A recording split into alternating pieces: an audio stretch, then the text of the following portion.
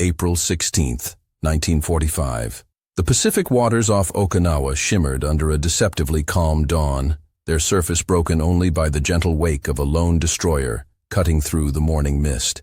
The USS Laffey, designated DD-724, rode the swells with the practiced grace of a vessel that had already tasted combat and survived to tell the tale. Her steel hull, painted in the standard navy gray, reflected the amber light of sunrise as her crew prepared for what intelligence reports suggested would be another routine patrol. But intelligence reports, as every sailor learned in the Pacific theater, were often tragically optimistic. Standing on the bridge, Commander Frederick Julian Beckton observed the horizon through his binoculars, his weathered hands steady despite the knowledge that Japanese kamikaze attacks had intensified dramatically in recent weeks. The destroyer's 5-inch guns stood ready, their barrels gleaming with morning dew that would soon evaporate under the heat of sustained fire. The ship's sophisticated radar equipment, still a marvel of American engineering innovation, swept the skies in methodical arcs, searching for threats that could appear without warning from any direction. The Laffey was not supposed to be here alone. Naval doctrine dictated that destroyers operate in groups, providing mutual protection against the aerial suicide attacks that had become Japan's most terrifying weapon in the desperate final months of the war.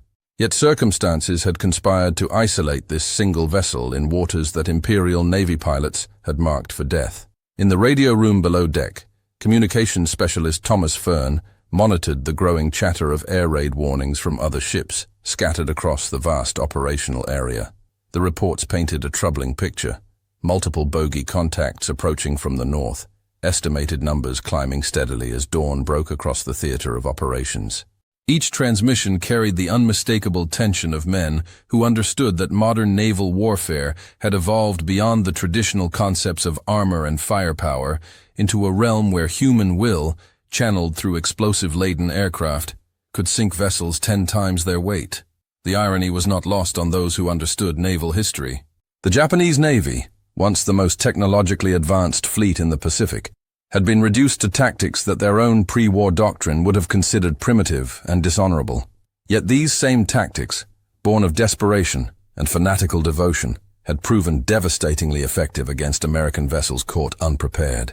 From the perspective of Japanese military planners observing American operations through intelligence networks and reconnaissance flights, the USS Laffey represented exactly the type of target that kamikaze doctrine was designed to eliminate: a modern, well-armed destroyer operating with insufficient escort protection. Imperial Navy aerial commanders had developed a dismissive shorthand for such vessels, referring to them as isolated prey that could be overwhelmed through sheer numerical superiority and willingness to sacrifice air crews. They called such ships sitting ducks, floating targets that embodied American overconfidence and strategic vulnerability. This assessment would prove to be catastrophically wrong. The USS Laffey belonged to the Allen M. Sumner class of destroyers, representing the pinnacle of American destroyer design in the Second World War. Her specifications read like a catalogue of industrial achievement: overall length of 376 feet, beam of 40 feet, displacement of 2,610 tons when fully loaded for combat operations. Her propulsion system consisted of 4 Babcock and Wilcox boilers, feeding 2 General Electric turbines, capable of generating 60,000 shaft horsepower and pushing the vessel to speeds exceeding 36 knots in optimal conditions. More importantly for the coming battle, the Laffey mounted a formidable array of weaponry that reflected hard-learned lessons from earlier Pacific engagements. Her primary armament consisted of 6 5-inch guns mounted in 3 twin turrets, designated Mount 51, Mount 52, and Mount 53 from bow to stern. These Mark 12 guns, manufactured by the Naval Gun Factory in Washington, could fire 15 rounds per minute with an effective range of over 18,000 yards. Each projectile weighed 54 pounds and could punch through significant armor when fired at close range. But the destroyer's anti-aircraft capabilities were what truly distinguished her from earlier designs. The Laffey carried 12 40mm Bofors guns, arranged in 2 quad mounts and 2 twin mounts, supplemented by 11 20mm Oerlikon cannons, positioned at strategic points along her superstructure. This defensive arrangement created overlapping fields of fire that, in theory, could create an impenetrable umbrella of steel around the vessel. The ship's fire control systems incorporated cutting-edge radar technology, including the Mark 37 director that could track aerial targets with unprecedented accuracy. The Combat Information Center, located deep within the destroyer's armored citadel, housed the electronic nerve center that coordinated defensive actions and damage control efforts. These technological innovations represented millions of hours of engineering development and billions of dollars in industrial investment, all focused on creating weapon systems capable of protecting American naval forces in an increasingly dangerous theater of operations. Yet technology alone had never determined the outcome of naval battles. The Laffey's most crucial asset was her crew of 336 officers and enlisted men, each trained to perform specific functions under the extreme stress of combat. From the bridge team responsible for navigation and tactical coordination, to the engine room personnel who maintained propulsion under fire, every member of the ship's company understood that their survival depended on seamless coordination and unwavering discipline. The destroyer's executive officer, Lieutenant Commander Robert Thompson, had served aboard the vessel since her commissioning in February 1944. His combat experience included operations in the Philippine Sea, where the ship had performed escort duties for carrier task forces engaged in strikes against Japanese-held islands. That experience had taught him that modern naval warfare moved at speeds that compressed decision-making into split-second intervals where hesitation meant death. As the morning of April 16th progressed, radar contacts began appearing on the Laffey's scopes with increasing frequency. The Combat Information Center tracked individual aircraft and formations as they maneuvered in the airspace surrounding Okinawa, their intentions unclear, but their numbers growing ominously. Intelligence estimates suggested that Japanese forces were preparing a major aerial offensive, potentially involving hundreds of aircraft in coordinated attacks against American naval forces supporting the invasion. At 08:27 hours, the first definitive enemy contact appeared on radar screens at a distance of 70 miles, bearing 045 degrees relative. The contact was identified as multiple aircraft flying in formation at approximately 12,000 feet altitude, maintaining a steady course toward the destroyer's position. Additional contacts appeared within minutes, creating a picture of coordinated movement that left no doubt about enemy intentions. Commander Beckton ordered general quarters at 08:30 hours, sending the crew to battle stations with an efficiency born of months of drilling and the hard knowledge that their lives depended on preparation. The ship's 5-inch guns trained out to port, their elevation systems adjusting to engage aerial targets at maximum effective range. Anti-aircraft gunners checked ammunition supplies and tested firing mechanisms one final time before the battle commenced. The destroyer's speed increased to 32 knots as Beckton maneuvered to present the smallest possible target profile while maintaining optimal firing positions for his weapons systems. The Laffey's wake stretched behind her in a perfectly straight line that testified to the precision of her helm control, even under the stress of impending combat. Every man aboard understood that they were about to face the ultimate test of their training, their technology, and their courage. Radio communications from other vessels in the area painted an increasingly dire picture of enemy strength and intentions. Reports indicated that Japanese forces had committed over 200 aircraft to the attack, including modified fighters, dive bombers, and purpose-built kamikaze planes loaded with high explosives and additional fuel for maximum damage potential. Intelligence analysis suggested that this represented one of the largest coordinated kamikaze attacks of the entire Pacific War. The first enemy aircraft became visible at 08:38 hours as a formation of 4 Aichi D-3A dive bombers approached from the northeast at low altitude. These obsolete aircraft, nicknamed VAL by Allied intelligence, had been relegated to kamikaze missions after proving ineffective in conventional bombing roles. Their pilots, many of them barely trained teenagers with minimal flight experience, had volunteered for missions that offered no possibility of survival but promised maximum damage to American naval forces. The Laffey's 5-inch guns opened fire at maximum range, sending shells bursting in precise patterns across the bomber's flight path.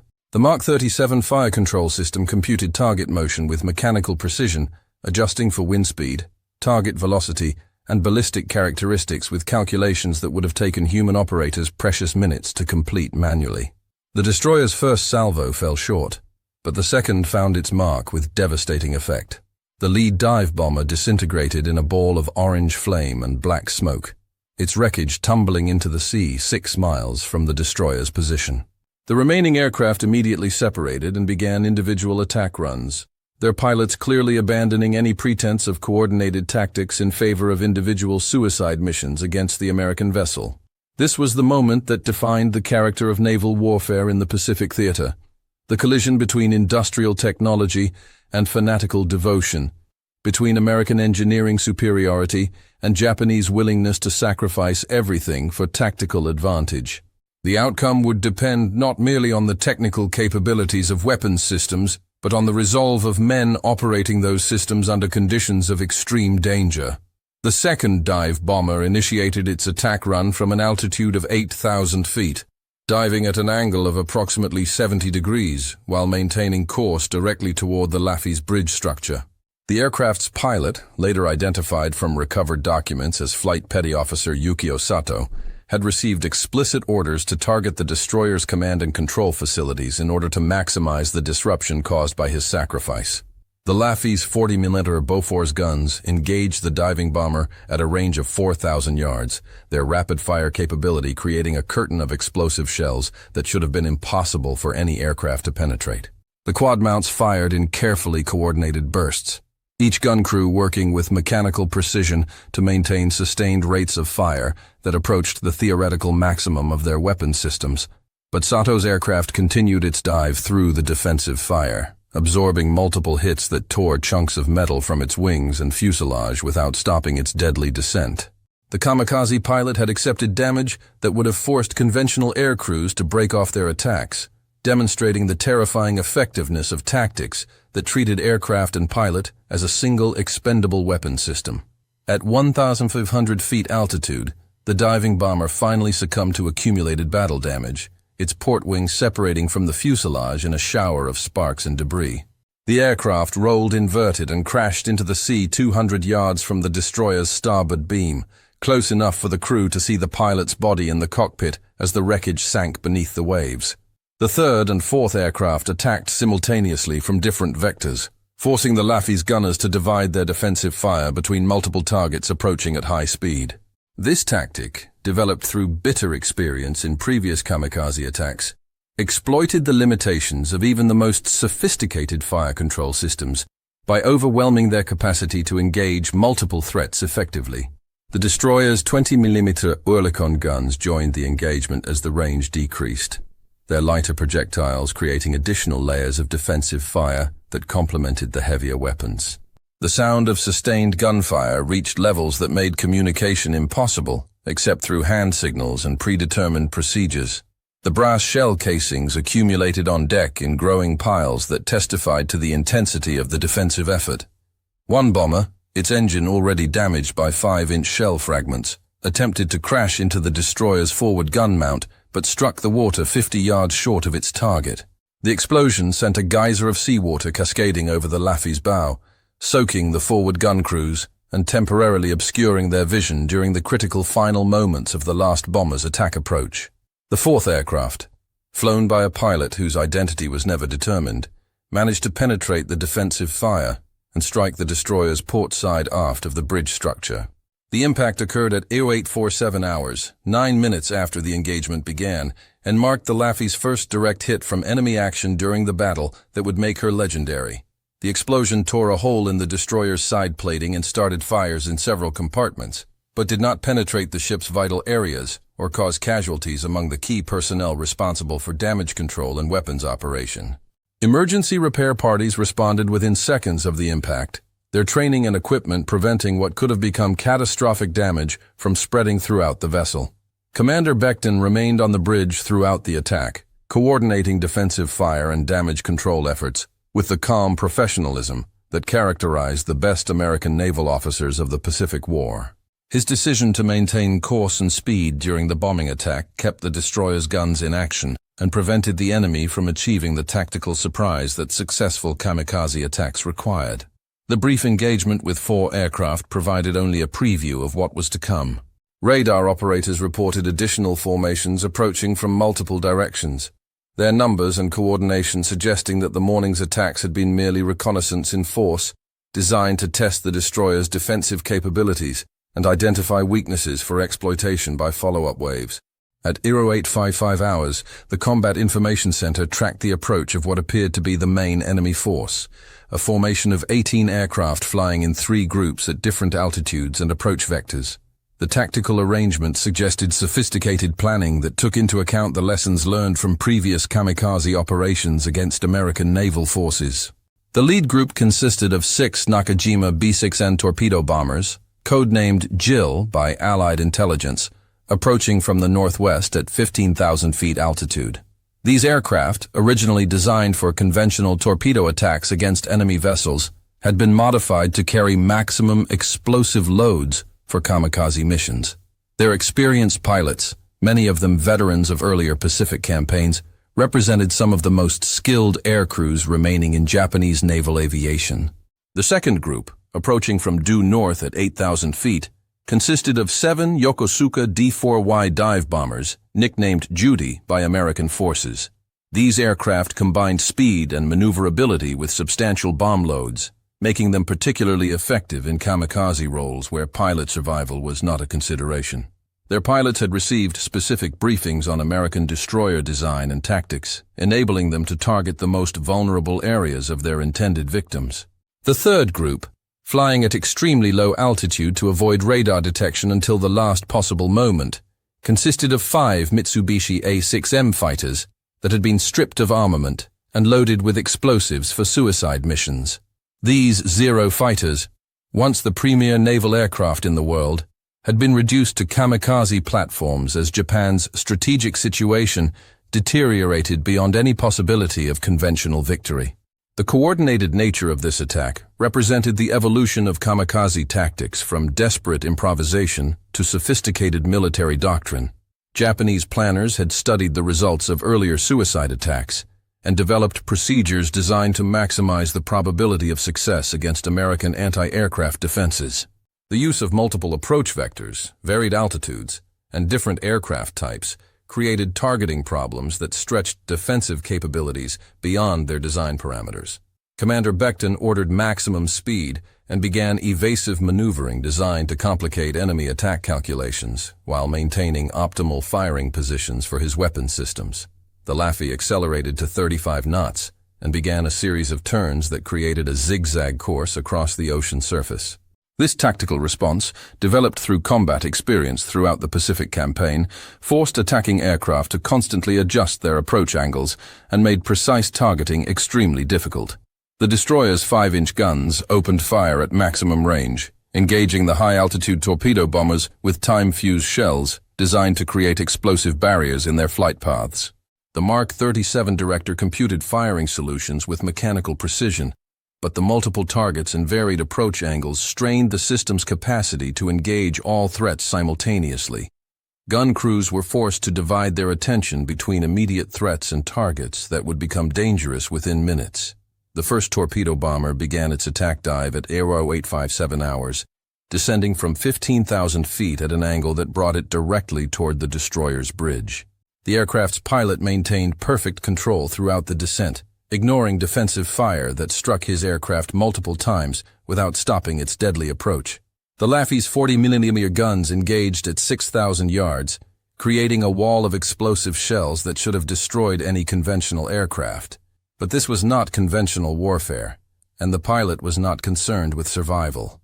The torpedo bomber continued its dive through defensive fire that tore away sections of wing and fuselage, its course undeviating despite damage that would have forced any rational pilot to break off the attack. The aircraft struck the destroyer's forward gun mount at 0859 hours, exploding with devastating force that killed 3 sailors instantly and wounded 7 others. The explosion destroyed Mount 51, the Laffey's forward 5-inch gun turret, and started fires that spread rapidly through adjacent compartments. Emergency repair parties responded immediately, but the loss of the forward gun mount reduced the destroyer's anti-aircraft capability by 1/3 at the moment when she needed maximum firepower to survive the continuing assault. The remaining torpedo bombers continued their attacks in individual dives, that tested the Laffey's defensive systems to their absolute limits. Each aircraft absorbed punishment that would have destroyed conventional bombers while maintaining course toward predetermined impact points on the American vessel. The second bomber struck the destroyer's superstructure aft of the bridge, destroying radar equipment and killing 4 additional crew members. The third and fourth aircraft were destroyed by defensive fire at ranges of less than 1,000 yards, but their wreckage continued forward under momentum and struck the destroyer's hull with enough force to cause additional flooding and fires. The fifth bomber crashed into the sea when its pilot was killed by 20mm cannon fire, but not before releasing its bomb load, which exploded close enough to the Laffey to cause blast damage and casualties among the portside gun crews. The sixth torpedo bomber, flown by a pilot whose exceptional skill was evident even to the American sailors fighting for their lives, managed to place his aircraft precisely on target, despite defensive fire that had destroyed most of his control surfaces. The aircraft struck the destroyer's aftergun mount at 0901 hours, eliminating another 5-inch turret and reducing the Laffey's main battery to a single operational gun. The loss of 2 primary gun mounts in less than 4 minutes of combat represented a tactical disaster that should have rendered the destroyer defenseless against the remaining enemy aircraft. Standard naval doctrine suggested that vessels suffering such damage should withdraw from combat or request immediate assistance from other ships. But the Laffey had no other ships within supporting range, and withdrawal would have meant abandoning the mission that had brought her to these waters. Commander Becton made the decision that would define his ship's legacy and establish her reputation as the vessel that would not die. Rather than attempting to disengage from combat, he ordered maximum speed and continued aggressive maneuvering designed to present the most difficult possible targets for the remaining enemy aircraft. The destroyer's surviving 5-inch gun, Mount 52, continued firing at maximum rate, despite the overwhelming odds against survival. The 7 dive bombers of the second attack group initiated their assault at 0903 hours, approaching from due north in a formation that allowed each aircraft to attack individually while maintaining mutual support during the initial phases of their dives. These pilots had observed the fate of the torpedo bombers and adjusted their tactics accordingly, timing their attacks to arrive simultaneously and overwhelm the destroyer's reduced defensive capabilities. The Laffey's 40mm and 20mm guns engaged the diving bombers at maximum range, their crews working with desperate efficiency to maintain sustained rates of fire despite casualties and damage to their weapons systems. The accumulation of brass shell casings on deck had reached levels that impeded movement, and several gun positions were operating with reduced crews due to killed and wounded personnel. The first dive bomber began its attack run from 12,000 feet, maintaining a steep angle that brought it directly toward the destroyer's remaining 5-inch gun mount. The aircraft's pilot demonstrated exceptional skill in maintaining course despite defensive fire that struck his aircraft repeatedly during the final seconds of the attack. The bomber struck Mount 52 at 0905 hours, destroying the Laffey's last major gun and eliminating her primary anti-aircraft capability. The explosion that destroyed the final 5-inch gun mount should have marked the end of the destroyer's ability to defend herself against aerial attack. Standard tactical analysis suggested that vessels without primary armament had no choice but immediate withdrawal from combat or surrender. But the Laffey's crew had not read the standard tactical manuals, and their understanding of duty did not include the option of surrender. The remaining dive bombers continued their attacks against a target that could no longer offer significant resistance through heavy weapons fire. The destroyer's 40mm and 20mm guns represented her only remaining defenses, weapons that were designed to supplement rather than replace the primary battery in anti-aircraft operations. Yet these lighter weapons continued firing at maximum rate, their crews determined to extract the highest possible price for each successful enemy attack. The second dive bomber struck the destroyer's bridge structure at 0907 hours, causing massive damage to communications and navigation equipment while killing several key personnel, including the ship's navigator and primary helmsman. The explosion destroyed most of the bridge windows and started fires that spread rapidly through adjacent compartments, threatening the vessel's primary command and control facilities.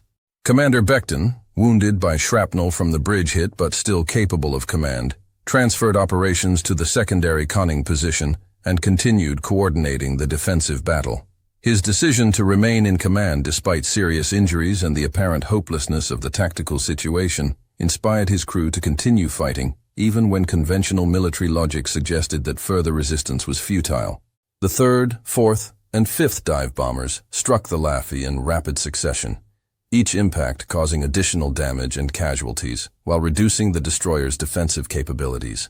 The ship's superstructure was riddled with holes. Her deck was littered with debris and shell casings, and fires burned in multiple compartments. Yet her engines continued operating, her remaining guns continued firing, and her crew continued fighting with a determination that impressed even their enemies. The effectiveness of Japanese kamikaze tactics had been demonstrated beyond any doubt. 5 direct hits from suicide aircraft had reduced a modern destroyer to a burning wreck that should have been sinking beneath the Pacific swells.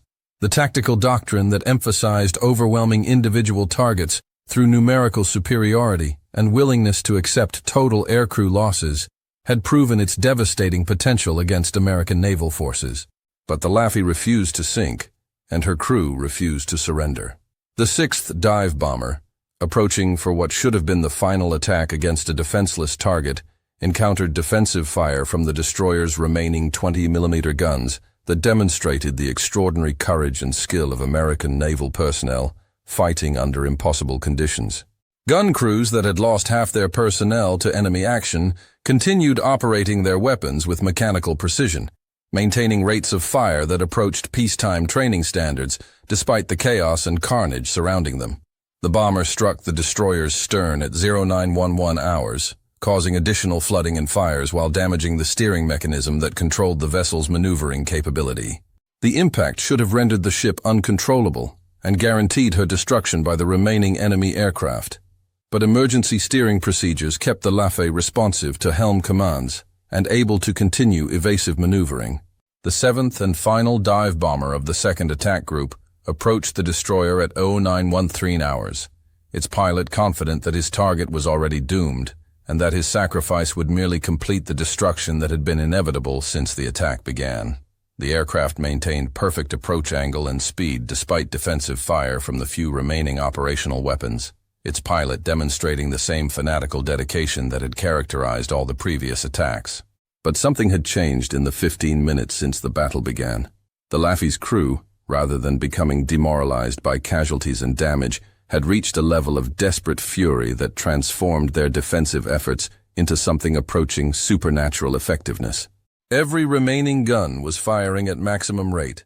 Every surviving crew member was performing his duties with precision that exceeded peacetime standards, and the ship herself seemed to have acquired a malevolent determination to survive despite logical expectations. The final dive bomber struck the destroyer amidships at 0914 hours, exploding with tremendous force that lifted the entire vessel several feet out of the water and sent debris flying in all directions. The impact created a hole in the ship's side that allowed thousands of gallons of seawater to flood the engineering spaces, threatening the power plants that kept the vessel's weapons and damage control systems operational. Yet the Laffey continued to float. Her engines continued to operate, and her crew continued to fight. The 5 low-flying fighters of the 3rd attack group had observed the destruction of their comrades while approaching their target from the west at wave-top altitude. These pilots, flying aircraft that had been stripped of armament and loaded with explosives, represented the final phase of an attack plan that should have guaranteed the destroyer's complete destruction. Their approach vector had been calculated to arrive after the high-altitude bombers had eliminated the ship's defenses, leaving them free to deliver precise attacks against vital areas. Instead, they found themselves facing a target that defied every reasonable expectation of combat damage and crew morale. The Laffey was burning from bow to stern. Her superstructure was riddled with holes. Her primary armament had been completely destroyed, and she had absorbed enough damage to sink any conventional warship.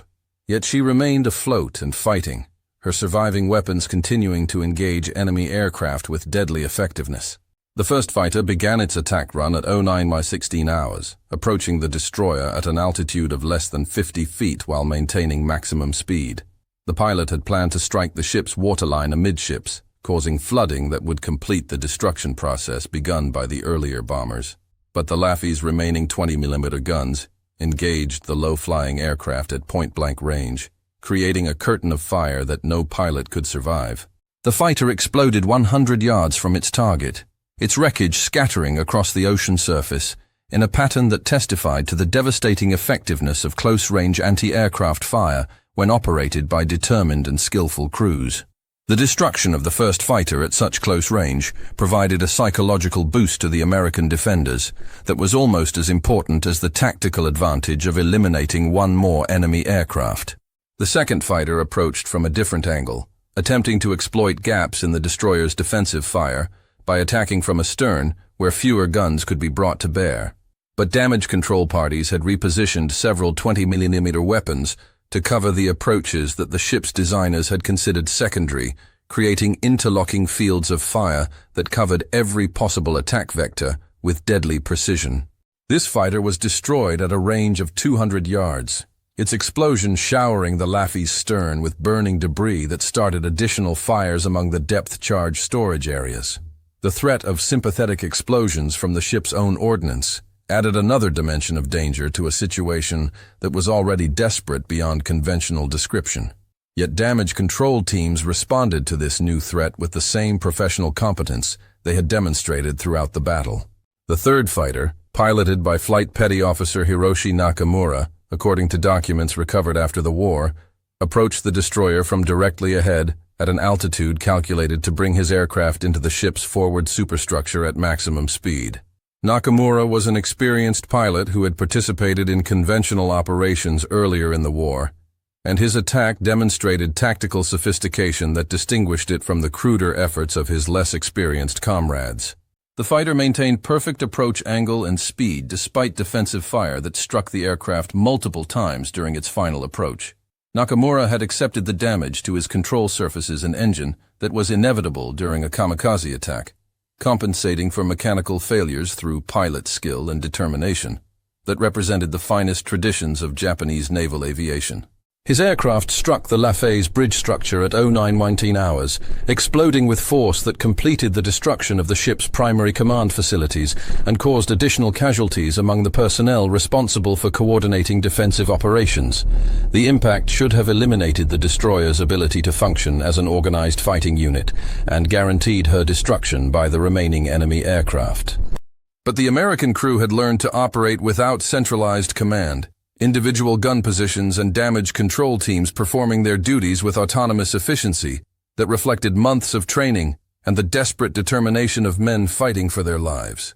The loss of formal command structure actually simplified tactical decision-making by eliminating the delay inherent in centralized coordination of defensive activities. The fourth fighter approached the destroyer from the port side, attempting to strike the engineering spaces that housed the power plants essential for the ship's continued operation. The aircraft's pilot had identified the critical vulnerability that could guarantee mission success. Without powerful weapons and damage control equipment, even the most determined crew could not prevent their ship from sinking after absorbing the punishment that the Laffey had already endured. But the fighter was engaged by multiple 20mm guns operating under local control, their crews coordinating their fire through visual signals and predetermined procedures that did not require radio communication or central direction. The combined firepower destroyed the aircraft at a range of 300 yards, but not before its pilot released a bomb that exploded close enough to the destroyer to cause additional flooding and casualties. The fifth and final fighter of the attack force approached the Laffey at 09:22 hours, 34 minutes after the battle had begun, with the appearance of the first enemy formation on radar screens. The pilot of this last aircraft faced a target that had absorbed punishment far beyond anything contemplated in Japanese tactical planning, yet continued to float and fight with effectiveness that bordered on the supernatural. The Laffey at this point in the battle bore little resemblance to the pristine destroyer that had begun the morning patrol. Her superstructure was a twisted mass of metal punctured by hundreds of holes. Her decks were littered with debris and casualties, fires burned throughout her length, and flooding had reduced her freeboard to dangerously low levels. By every rational measure of naval architecture and damage assessment, she should have sunk 20 minutes ago. Yet her engines continued to operate at flank speed. Her remaining weapons continued to engage enemy targets with deadly accuracy, and her crew continued to perform their duties with precision that exceeded peacetime standards. The destroyer had transcended the normal limitations of steel and machinery to become something that defied conventional understanding of what ships and sailors could endure in combat. The final kamikaze pilot, facing this impossible target, made his attack run with the same fanatical determination that had characterized all his comrades. His aircraft struck the destroyer's stern at 0923 hours, exploding with tremendous force that caused additional structural damage, and started fires that threatened the ship's ammunition storage areas. The explosion marked the end of the coordinated kamikaze attack that had committed 22 aircraft and aircrew to the destruction of a single American destroyer. By any reasonable standard of tactical assessment, the attack had succeeded beyond the most optimistic Japanese expectations. The target vessel had absorbed direct hits from multiple suicide aircraft, suffered casualties totaling more than one-third of her crew, and sustained damage that should have rendered her unable to continue operations. But the USS Laffey remained afloat, her engines operational, and her surviving crew still fighting. The aftermath of the kamikaze attack revealed the true measure of American industrial capability and naval training that had created both the ship and the men who sailed her. The destroyer's damage control systems, designed by engineers who understood the realities of Pacific combat, had contained flooding and fires that would have destroyed vessels built to earlier standards. Her subdivision into watertight compartments had prevented catastrophic flooding, while her firefighting equipment had controlled blazes that threatened to consume the entire vessel. More importantly, her crew had demonstrated the effectiveness of American naval training programs that emphasized individual initiative and professional competence at every level of the ship's organization. When centralized command was destroyed, petty officers assumed responsibility for their sections and continued operations without missing a beat. When gun crews suffered casualties, survivors redistributed duties and maintained weapons in action despite reduced personnel. The Laffey's survival was not merely a matter of luck or superior technology, though both played crucial roles in the outcome. Her survival represented the triumph of systematic preparation over improvised desperation, of industrial planning over fanatical sacrifice, and of professional competence over suicidal dedication.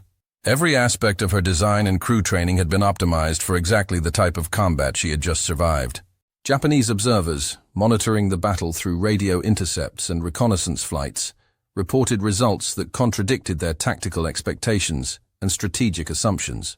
The kamikaze doctrine that had proven devastatingly effective against unprepared American vessels had encountered a target that absorbed punishment far beyond theoretical limits while maintaining combat effectiveness throughout the engagement. The implications extended far beyond the fate of a single destroyer.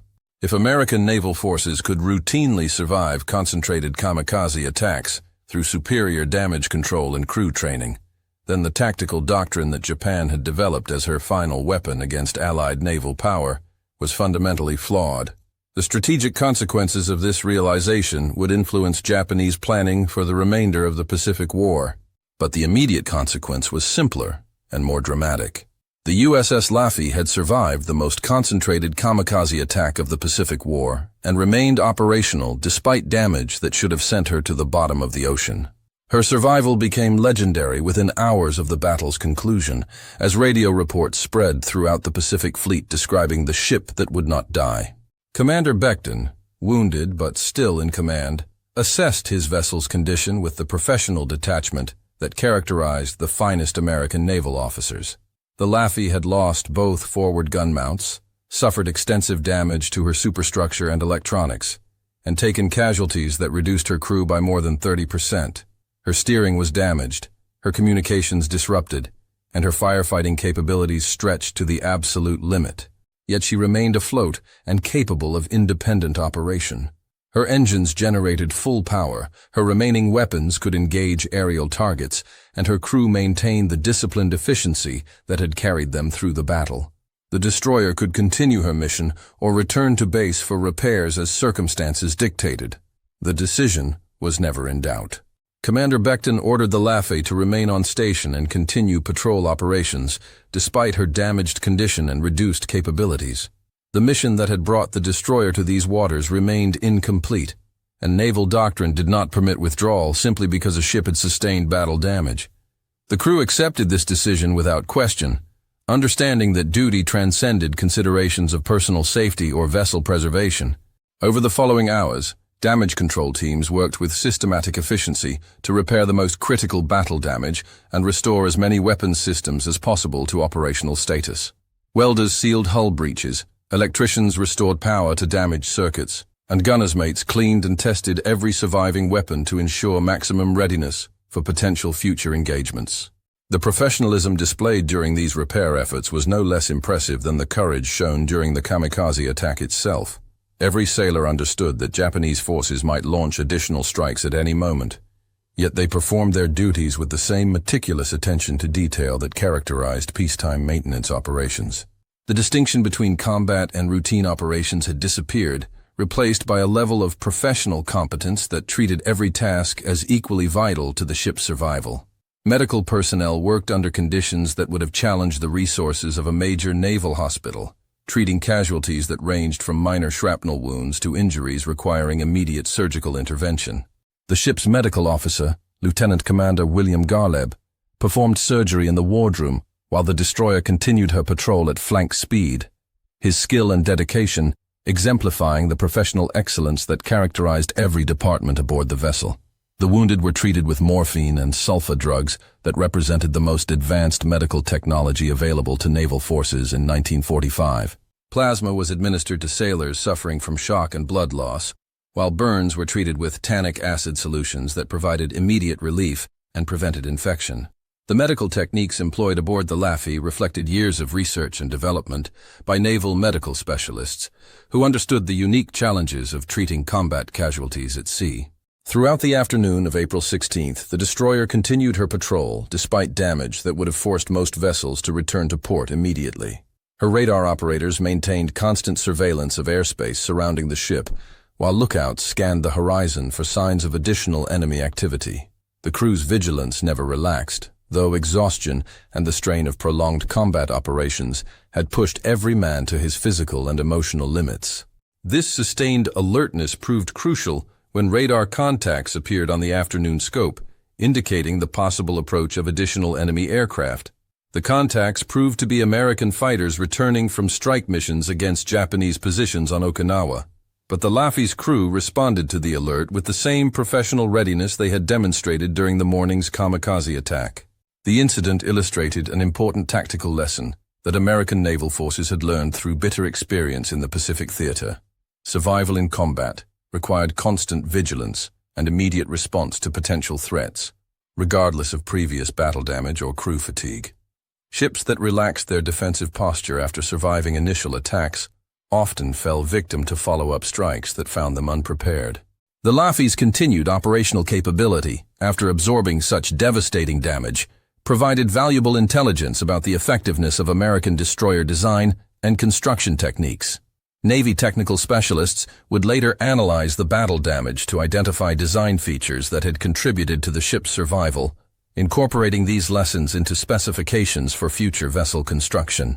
The destroyer's compartmentalization had prevented catastrophic flooding, despite multiple hull breaches below the waterline.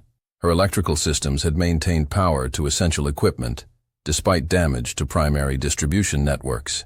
Her firefighting equipment had controlled blazes that could have consumed the entire vessel, while her structural design had absorbed explosive impacts without suffering catastrophic failure.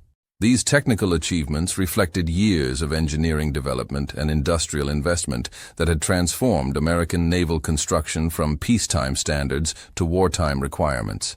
Every aspect of the Laffey's design incorporated lessons learned from earlier combat operations, creating vessels optimized for survival under the extreme conditions of Pacific warfare. The human factor proved equally important in determining the outcome of the battle. The destroyer's crew had performed their duties with skill and dedication that exceeded anything contemplated in peacetime training programs. Individual sailors had assumed responsibilities far beyond their normal ratings, demonstrating the flexibility and initiative that characterized American naval personnel throughout the Pacific campaign. This adaptability reflected training programs that emphasized individual competence and professional development, rather than rigid adherence to predetermined procedures. American sailors learned to think independently and respond creatively to unexpected situations. capabilities that proved crucial when normal command structures were disrupted by battle damage or casualties.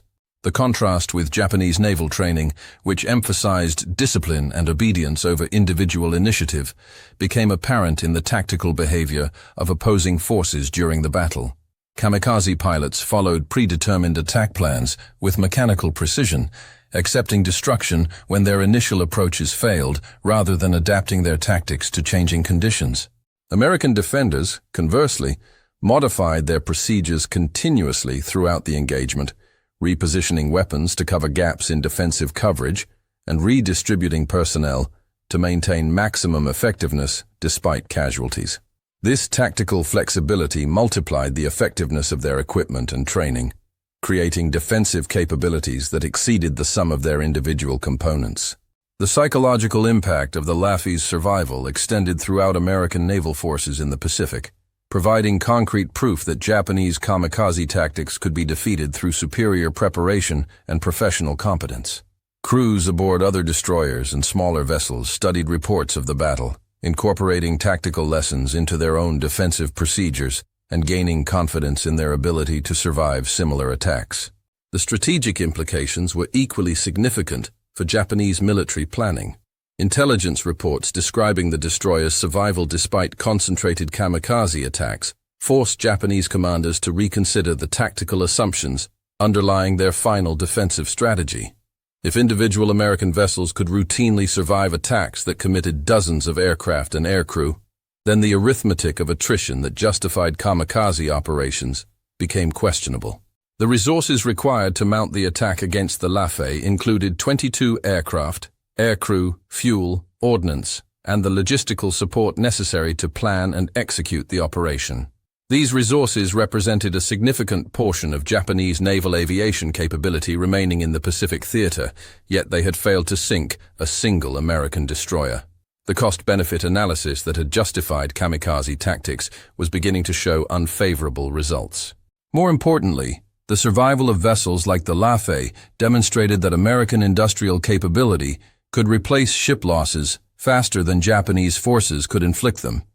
Even using kamikaze tactics that generated favorable exchange rates, the mathematical certainty that had driven Japanese strategic planning was being undermined by American technological and industrial superiority that exceeded Japanese estimates.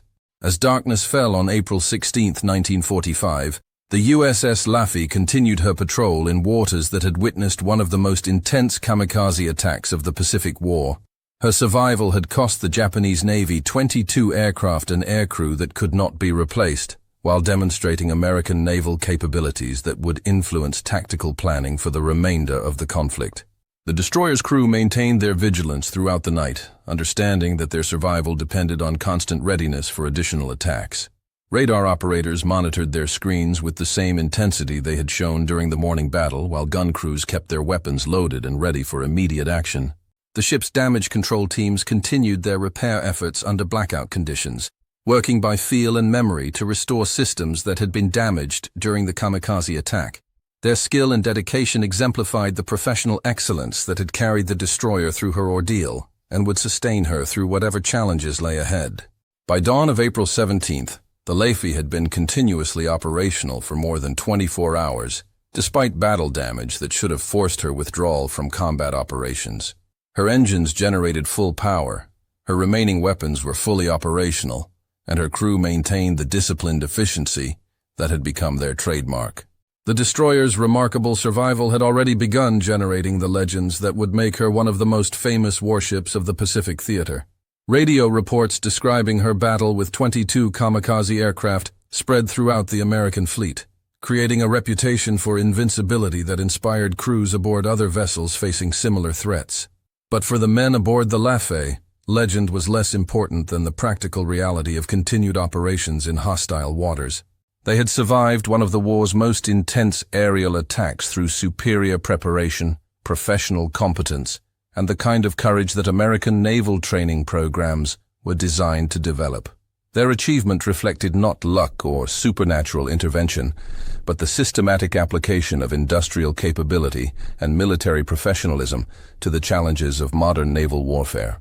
The story of the USS Laffey's survival represents more than the chronicle of a single ship's battle against overwhelming odds. It embodies the triumph of American industrial civilization over the fanatical desperation of an enemy facing inevitable defeat. Every aspect of the destroyer's performance, from her technical capabilities to her crew's professional competence, reflected years of systematic preparation for exactly the type of combat she encountered on April 16, 1945. The engineering specifications that governed her design, the training programs that prepared her crew, the industrial processes that manufactured her weapons, and the logistical systems that maintained her operations, all contributed to an outcome that demonstrated American superiority in every aspect of modern warfare. The Laffey's survival was not an accident or anomaly, but the inevitable result of applying superior resources and systematic planning to the problems of naval combat. In the broader context of the Pacific War, her achievement represented the moment when American naval power reached the point where individual vessels could survive concentrated enemy attacks that would have been devastating just 2 years earlier. The technological and tactical evolution that made such survival possible reflected the accelerated development cycle that characterized American military innovation throughout the conflict. The men who fought aboard the Laffey that April morning understood that they were participating in something larger than a single naval engagement. They were demonstrating the effectiveness of American military doctrine, industrial capability, and national resolve in the face of an enemy who had committed everything to preventing American victory in the Pacific theater. Their achievement resonates across the decades as a testament to what human beings can accomplish when superior preparation meets desperate necessity. The destroyer that wouldn't die became a symbol of American determination and capability that inspired a generation of naval officers and influenced tactical doctrine for years after the war's conclusion. Today, as we reflect on the extraordinary events of April 16, 1945, we must ask ourselves whether we possess the same dedication to excellence and professional competence that carried the USS Laffey and her crew through their ordeal. In an era when technological sophistication and industrial capability continue to determine the outcomes of international conflict, the lessons learned in those desperate waters off Okinawa remain as relevant as ever. The courage displayed by American sailors under impossible conditions, the engineering excellence that created vessels capable of surviving such punishment, and the systematic approach to military preparation that made their success possible, all offer guidance for contemporary challenges that require similar combinations of human resolve and technological sophistication. What would you have done in those final moments when the last kamikaze dove toward a destroyer that had already absorbed more damage than any ship should survive? How would you have maintained the professional composure necessary to continue fighting when logic suggested that all hope was lost? If this story of American naval excellence and human courage under fire has moved you to reflect on the sacrifices made by the greatest generation in defense of freedom, please subscribe to our channel and share this video with others who appreciate the true cost of liberty. The memory of the USS Laffey and her crew deserves to live on in the hearts of Americans who understand that our freedom was purchased with the blood and dedication of ordinary men who chose to do extraordinary things when their nation called upon them to serve.